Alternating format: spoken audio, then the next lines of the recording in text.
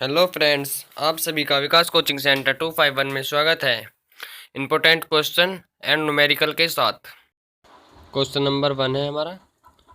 2 centimetre ऊंची एक वस्तु अवतल दर्पण से 20 सेंटीमीटर दूरी पर रखी है। प्रतिबिंब वास्तविक, उल्टा तथा 3 सेंटीमीटर आकार का है। दर्पण की फोकस दूरी तथा प्रतिबिंब की स्थिति ज्ञात कीजिए। हमें फोकस दूरी और प्रतिबिंब की स्थिति ज्ञात करनी है, तो डालेंगे सॉल्यूशन डालेंगे और जो दिया है वो लिख लेंगे पहले कि क्या दिया है। दिया है वस्तु की लंबाई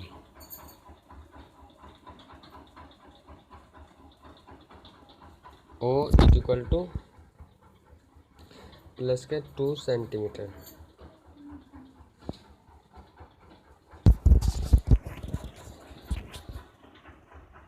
प्रतिबिंब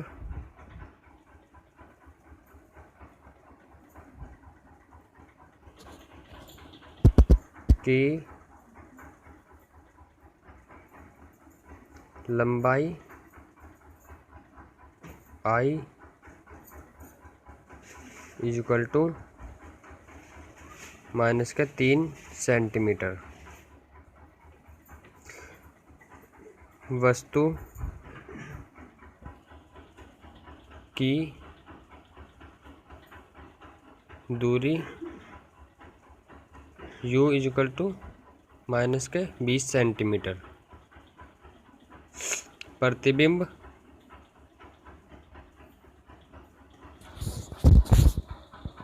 की स्थिति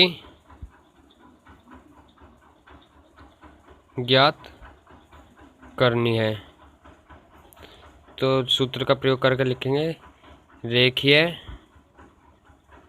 आवर्धन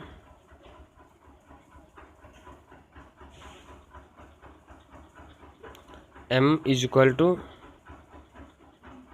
आई upon O equal to minus V upon U. तो जो दे रखा है उसका लिख देंगे उसको। आई की है हमारा 3 और ओ है हमारा 2 सेंटीमीटर। तो 3 माइनस का है तो इसलिए माइनस का चिन्ह equal to minus V upon U. अब इनकी क्रॉस मल्टीप्लाई कर देंगे तो equal to 2v equal to 3u। तो अब u दे रखा है माइनस के 20 सेंटीमीटर, तो u का मान रखेंगे 2v इक्वल टू 3 इंटू 20। क्योंकि माइनस का दे रखा है तो इसलिए माइनस का चिन्ह लगा देंगे equal to minus 2v equal to minus minus plus 60, 3 2 16। तो v इक्वल टू ये मल्टीप्लाई में तो अपन में डिवाइड में आ जाएगा, माइनस का 2 से 60 जाएगा 30 बार, तो v इक्वल टू माइनस के 3 सेंटीमीटर 30 सेंटीमीटर आ गया। अतः प्रतिबिंब दर्पण के सामने 30 सेंटीमीटर दूरी पर बनता है। अब हम निकालनी है दर्पण की फोकस दूरी ज्ञात करनी है। दूसरे उसमें सेकंड पार्ट में दे रखा है हमें, तो सूत्र का प्रयोग करके लिखेंगे हम जो पहले बताया था आपको। 1/f equal to 1/v plus 1/u।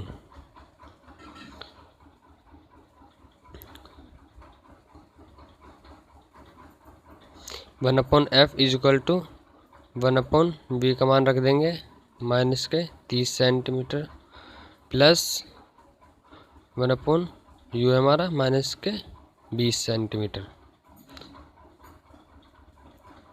तो 1/f इज इक्वल टू 1/माइनस का 30 प्लस माइनस माइनस हो जाएगा तो 1/20।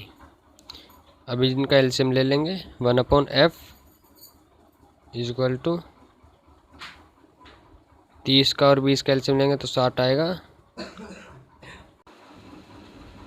माइनस के 2 यहाँ पर आ जाएगा -3।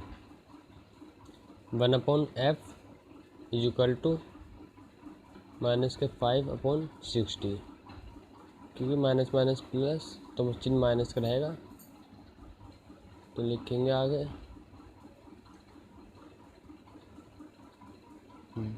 माइनस के 5f इज इक्वल टू यहाँ क्रॉस मल्टीप्लाई होकर 60, तो 5 मल्टीप्लाई में यहाँ पे आके डिवाइड में आ जाएगा, तो माइनस का चिन्ह लगा देंगे। 5 से 60 रहेगा 12 बार, तो f is equal to minus के 12 सेंटीमीटर।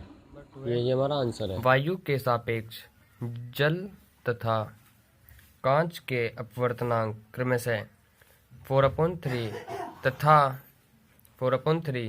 तथा 3/2 है। जल के सापेक्ष कांच का अपवर्तनांक ज्ञात कीजिए। तो सॉल्यूशन डालेंगे, इसमें हमें जल के सापेक्ष कांच का अपवर्तनांक निकालना है। सॉल्यूशन डाल के लिखेंगे, जो दिया है उसको लिख लेंगे। पहले दिया है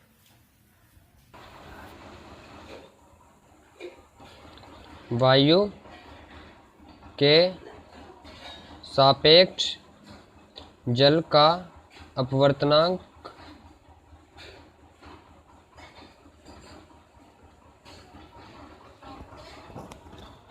ANW इज इक्वल टू 4/3। वायु के सापेक्ष कांच का अपवर्तनांक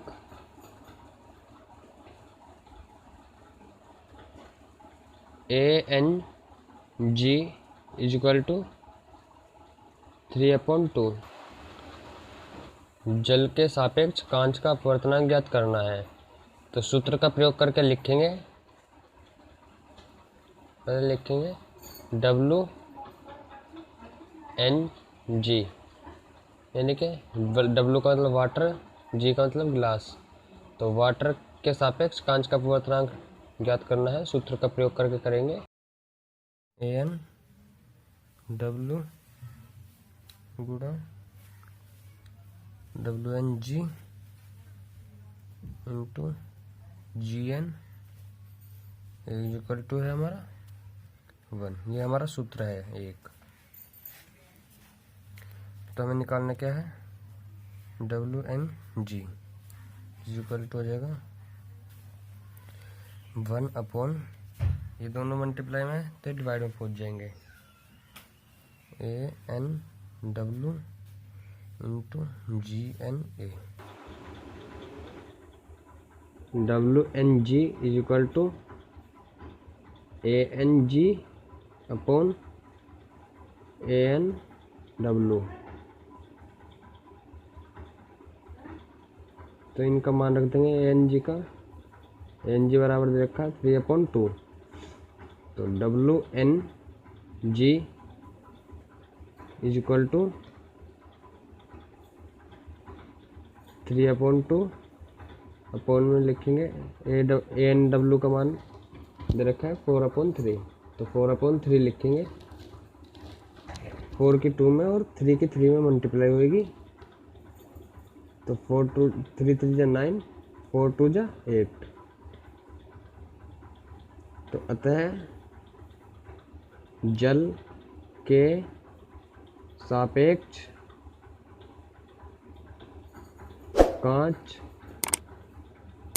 का अपवर्तनांक